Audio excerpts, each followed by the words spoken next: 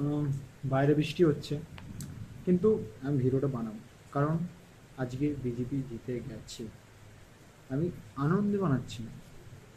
আজ 15 বছর তৃণমূল রাজত্ব করে গেছে, তার আগে সিপিএম রাজত্ব করে গেছে, এবার এসছে আমাদের বিজেপি রাজত্ব করার সময়।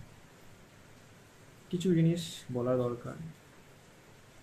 ব্যাপারটা হচ্ছে, যেগুলো মানুষের বেকারত্ব ছিল, মানুষের কাজবাজ ছিল না, অত ভালো কাজবাজ ছিল না, পড়াশোনা জানা মানুষ কাজ করে তো ছোটো ছোটো কাজ করতো, ডেলিভারি বয় জব, শাক সবজি বেচছিল, অনেকে অন্য কিছু করছিল, অন্য কোনো কোম্পানিতে, ছোটো কোম্পানিতে, কোনো কিছু কোম্পানিতে কাজ করছিল।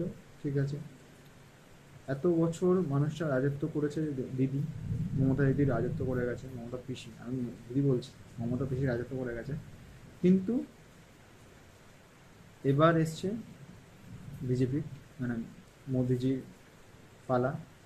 সেই মানুষটা আমাদেরকে কীভাবে, আমাদের ওয়েস্ট বেঙ্গলকে কীভাবে তুলে ধরবে সেটা আমি জানি না।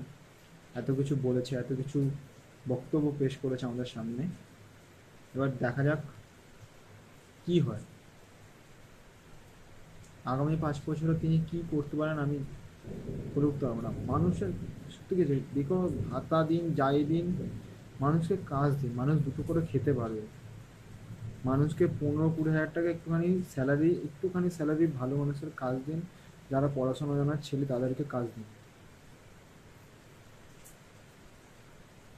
হবে সইব না তো